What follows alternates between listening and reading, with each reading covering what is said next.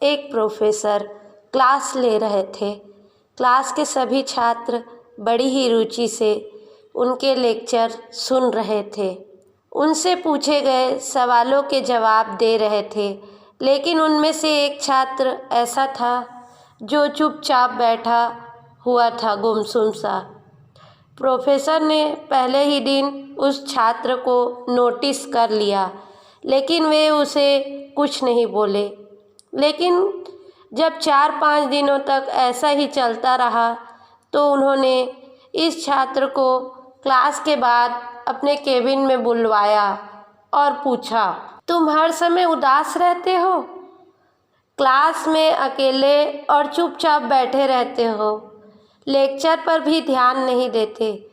क्या कुछ बात है? कुछ परेशानी है क्या?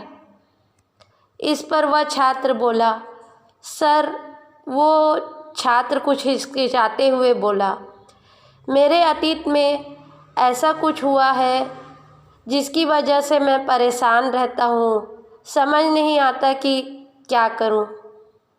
अब प्रोफेसर बोले कि तुम मेरे घर शाम को आना। प्रोफेसर ने उस छात्र को अपने घर शाम को बुलाया।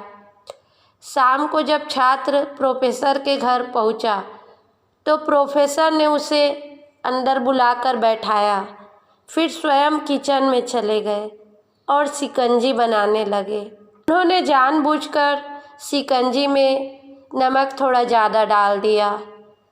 फिर किचन के बाहर आकर शिकंजी का ग्लास छात्र को देकर कहा, ये लो शिकंजी पियो। छात्र जैसे ही गिलास लेकर उसमें से एक घूंट पिया, अधिक नमक होने के कारण उसका मुंह अजीब सा बना, जिसे प्रोफेसर देखकर पूछे, क्या शिकंजी पसंद नहीं आई तुम्हें?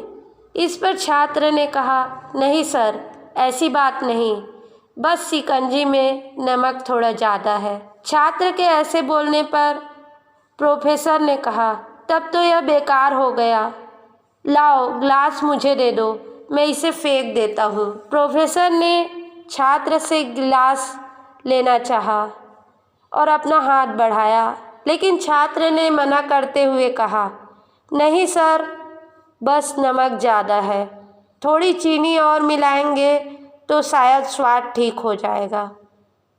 यह बात सुनकर प्रोफेसर थोड़ा गंभीर हो गए और बोले, सही कहा तुमने, अब समझ भी जाओ, ये शिकंजी तुम्हारी ज़िंदगी है, इसमें घुला अधिक नमक तुम्हारे अतीत के बुरे अनुभव हैं।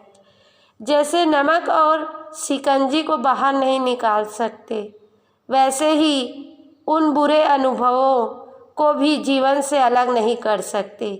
वे बुरे अनुभव ही हमारे जीवन का हिस्सा है। लेकिन जिस तरह हम चीनी घोलकर शिकंजी का स्वाद बदल सकते हैं, वैसे ही बुरे अनुभवों को भूलने के लिए जीवन में मिठास तो घोलनी ही पड़ेगी। इसलिए मैं चाहता हूँ कि अब तुम अपने जीवन में मिठास घोलो। प्रोफेसर की बात छात्र को समझ आ गई थी। तो इसी प्रकार हमारी ज़िंदगी है, हमें भी अपने बुरे अनुभवों को भूलकर आगे बढ़ना चाहिए। जिस तरह नदी की धारा पीछे पलट कर नहीं देखती, निरंतर आगे बढ़ते रहती है, उसी तरह हमें ज़िंदगी में भी निरंतर आगे बढ़ते रहना चाहिए। धन्यवाद।